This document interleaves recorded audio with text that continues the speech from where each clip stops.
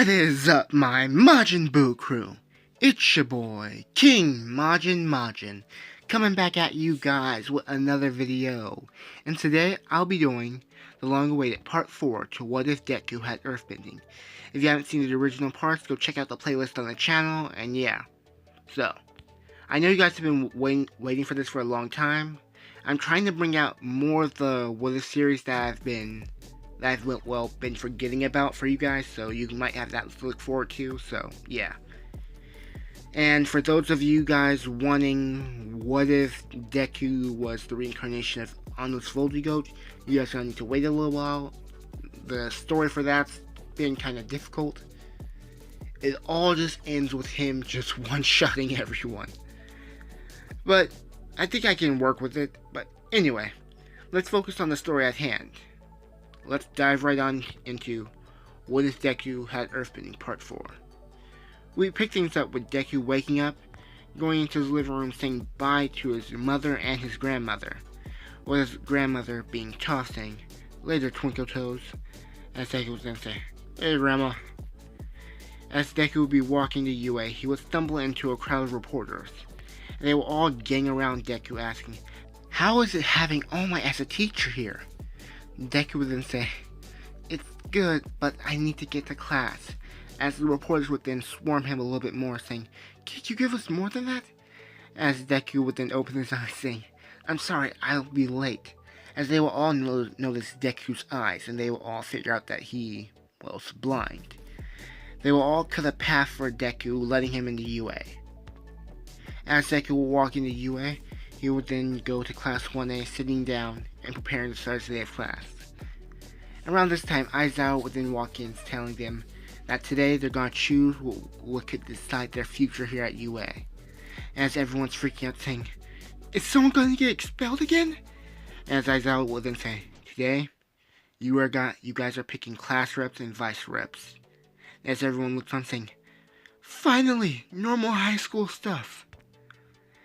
They would pick Deku and Momo, with Deku getting at least 4 votes this time, with him being surprised that people actually voted for him to be the rep. As this would be going on, Ida, Ochako, and Deku would be heading off to go get lunch, as Deku would then ask Katsuki if he wants to get something. Go to lunch with him, I mean. Bakugo would then say, "I'm good, I got some stuff to do." As Bakugo would leave, it would just be Ochako and Ida going. As they would be eating lunch, Deku asks, "I wonder who voted for me?" And Ochako would then say, "I voted for you." And Deku would then say, "Oh." And Ida would then say, "I did too." And Deku would be even more surprised. And he would think, "Who are the other 2 who voted for me then?" And they would ask, "Who did you vote for?" And Deku would say, "I voted for Ida. You seem like you would be the best for the job. You even look the part." And Ochako would then say, "I was just about to say that." As Ida would then say,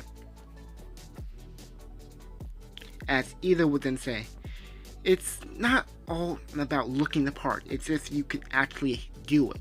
As Deku would say, "I'm pretty sure you could have done it, man." And as Ida would then say, "Thank you."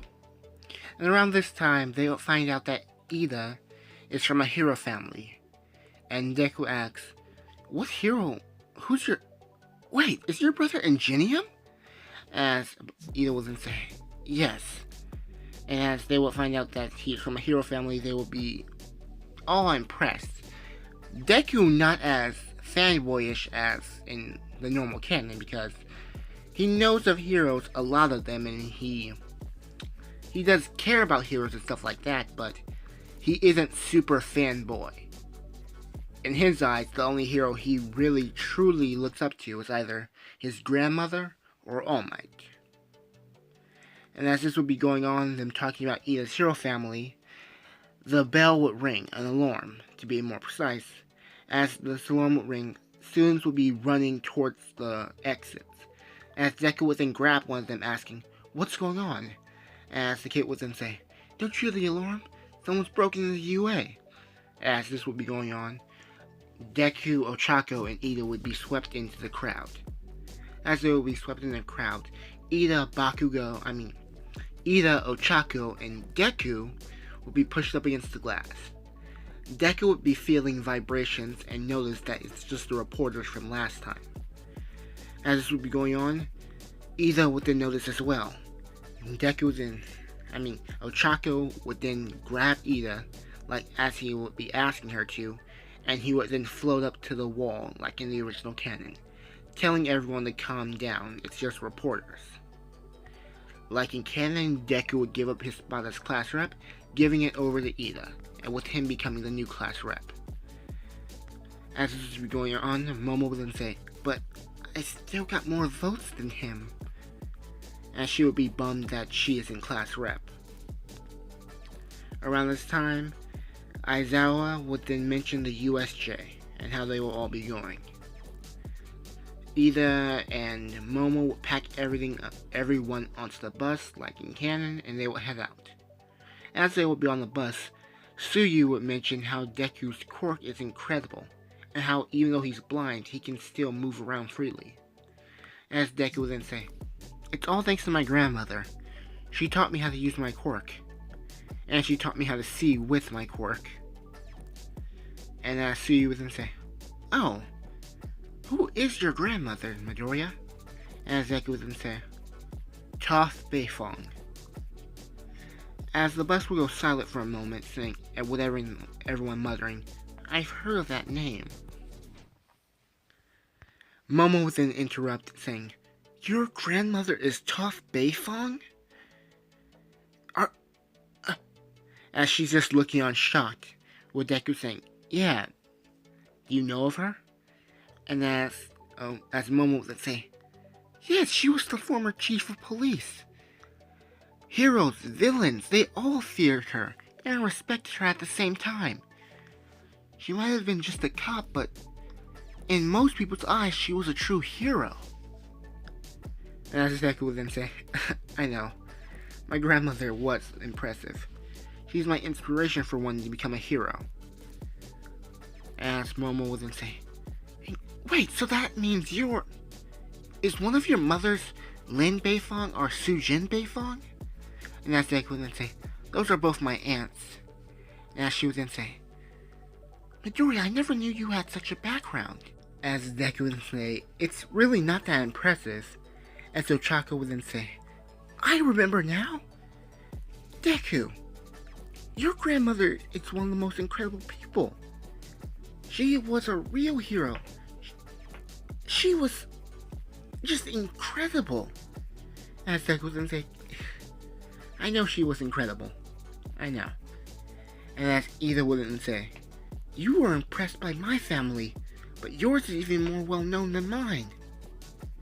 And as Deku would then say, "You guys, can we just stop this? This is kind of getting embarrassing." As they will all say, "Yeah, but we still have more questions." Like, really? As Deku would then say, "I'll answer your questions in time." As Aizawa would then have overheard this entire conversation and said, "No wonder the kid's so talented. Being trained by that woman and having the exact same quirk? Huh. That kid's gonna be a strong hero one day." As Aizawa would then begin to smile. He would then turn around telling the students to quiet down, they're at the USJ. As they will all get off the bus, Aizawa would then go up to 13, and as 13 asks, "Where's All Might?" he would then say, "He used up all his time." As this will be going on, Ochako will be geeking out about meeting her favorite hero, 13. As Deku will be looking on just laughing at how much she admires 13.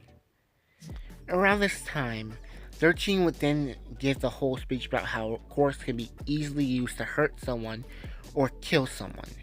They get through the notion that their powers are dangerous, but control can help them. Around this time, Kirishima would then see something in the middle of the USJ, asking, "What's that?" As Aizawa would look down, saying, "Focus," as he would then see something opening up in the center of the USJ. A portal with villains would then start to pour out, As the students ask, "What's going on? Is this part of the exercise?" As Aizawa will then say, "No, those are real villains." He will then run down, taking out some of them. And he would then tell 13 to get the kids out of there, as 13 would then comply with his demands. As this would be going on, Kurogiri would then pop in front of them, not allowing them to escape. But Bakugo and Kirishima would then launch towards Kurogiri, as Kurogiri would then begin to teleport everyone. Ida would then escape to warn the other teachers. And Deku would be put in the same place as he was in canon, in the drowning area, I believe, the shipwreck area. So you would save him and they would get on the boat like in canon. And Deku, the first thing he would do on the boat was smack against something metal to feel the vibrations permeate throughout the entire ship. He couldn't feel anything afterwards, only the ship. As Deku would then say, "We're on the boat, aren't we?" As Suyu would then say, "Yeah." And as Mineta would be freaking out, with him asking Deku, "What do we do? What do we do?" As Deku would then say, "Okay, explain your quirks to me." As Mineta would then say, "I can rip off these balls and they become sticky. They stick to people." And Suyu would then explain her quirk as Frog. As Deku would then say, "My quirk is mineral manipulation, or in short, earthbending." As Deku would then say, "But I'm blind, so I really can't see much. Only through earth or metal are the only things I can see, or feel, really. I see with vibrations. But right now, I can only see on the ship. I can't see the villains or anything like that." As Suyu will be getting worried. Suyu and Mineta will be getting worried. Deku would then say, "But I can feel that there's earth all the way at the bottom. Suyu, how deep is this pool? Or lake?" She would then say, "At least, I think, 30 feet? Probably a little bit more." As Deku would then say, "That's good. When I dive into the pool, it'll start to drain when I get to the very bottom. I'll shoot myself up with a pillar of rock. And Mineta, as I grab you guys as I'm shooting up, you throw your sticky balls into the water." As they will all look at Deku, nodding. Deku will then jump into the water, and the pool would start to drain as Mineta begins to throw her sticky balls in. Deku would then shoot up with a pillar as Mineta continues to throw the sticky balls in, and the villains in the shipwreck zone will be captured. As this will be going on, Aizawa will be facing Shigaraki and beating the ever-living crud out of him. Shigaraki would still decay his arm and get the Nomu to incapacitate and break his arm. Aizawa's arm, that is. As this will be going on, Deku, Mineta, and Suyu would get to dry land. Around this time, Shigaraki would then try to decay Suyu from behind, but Deku, feeling Shigaraki coming, would then put up a pillar of rock right in front of them. As this would be going on, Deku would then square off against Shigaraki, lowering the pillar, and as Shigaraki would then come charging at Deku, Deku would avoid each and every one of his attacks. Then he would then start to use small rocks from the ground, just launching them at Shigaraki, pushing him back. Shigaraki would push back and he would finally have had enough of this kid. He would then call for the Nomu, with the Nomu coming straight at him. Deku would then shoot a pillar of rock towards the Nomu, but the Nomu would then break through it, grabbing Deku's head, flinging him all the way back up against the wall, causing his right arm to break. Deku, with his broken right arm, wouldn't know what to do. He would use the metal plates he has and cover it so it can be blocked, so it can be like making it like a type of cast or keeping it aligned. Deku would then send multiple rocks at the Nomu, but the Nomu would then be smashing through each and every single one of them like it was nothing. Deku would then dodge the Nomu's next attack, getting right behind it, putting his hand to the ground, turning it into sand, and locking the Nomu into place. Afterwards, he would then bend up a giant boulder, dropping it on the Nomu's head. The Nomu would then break out of the rock like it was nothing. Deku, seeing his chance, would then turn the rock into hot magma. The Nomu would start to melt into the magma, with Deku thinking he's won. But the Nomu's regeneration would have been too much, jumping out of the lava and coming at Deku. But Deku, thinking quickly, would wrap his metal bands around the Nomu's arms, lifting him into the air. The Nomu would be trying to swing at Deku, but Deku would just be spinning it everywhere it swung. So, basically, if the Nomu were to punch at Deku, Deku would take the metal piece around that arm and move it somewhere else, redirecting it. He would keep doing this as the Nomu would be stuck in the air. Deku would think this is the only way that he could possibly win. But as he would be doing this, Kogiri would then make a portal for Shigaraki. Shigaraki would then come behind Deku, grazing his arm only by a little bit as Tsuyu would warn him. Deku would feel his arm decay a bit, but he would afterwards shoot up a metal pillar, knocking Shigaraki's hand and breaking it. But for this slight drop in concentration from the pain, the Nomu would have gone free, ripping off the metal bands. He would have charged straight at Deku. Deku would have put up more rock in front of him, but to the Nomu that would have been nothing. Deku would then use his metal bands to create a type of shield. The Nomu would hit Deku with everything it's got, sending Deku flying back. As Deku would be flying back, he would catch himself with a rock, but he already has a broken arm, a partially decayed arm, well, the skin's only decayed, a few fractured ribs, and a broken leg. At this point, Deku would then cough up blood, as the Nomu would then prepare to come right back at him. Deku, on the verge of defeat, would then try everything he could at the Nomu, but would be doing nothing as he would be charging at Deku. All Might would then arrive, saying, "I am here," without a smile on his face. He would then take out all the other villains and come to save Deku from the Nomu's last and final attack. And here, this is when stuff from canon starts to realign. All Might would then fight the Nomu, being mostly evenly matched, until he would go plus ultra, sending the Nomu basically nearly into orbit. The other heroes would come along to help out in taking down the remaining villains. And Shigaraki and Kirigiri would escape like in the original canon. Deku would then cover up All Might with rock so no one could see him in his partially deflated form. After this, Deku would have went to the recovery girl to get healed. She would have healed Deku and told him that to take it easy for a few days, he'll be fully healed in only about 3 to 4 days, as Deku would then thank recovery girl. And as this would be going on, someone would then come into the room. This would be Nejire, as Deku would then say, "Hey Nejire," and she would then run over hugging Deku being extremely worried about him, asking if he was okay. As Deku would then say, "I'm fine, Nejire. I'm perfectly fine." Now she would then begin to tear up a little bit, thinking that she would have lost him. As Deku would then hug her, saying, "You won't lose me that easily." As she would then hug him back.